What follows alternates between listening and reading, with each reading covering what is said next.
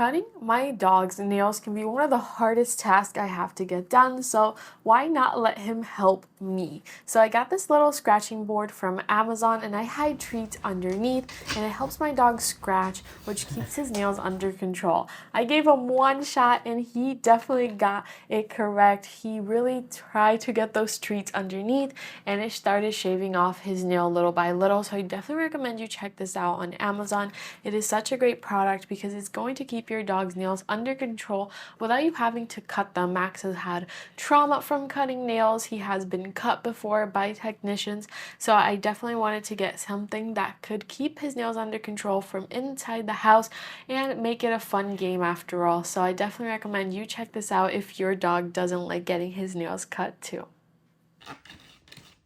Wow, look at that. You scratched. Good job. Yeah. Come on, Max. Keep going.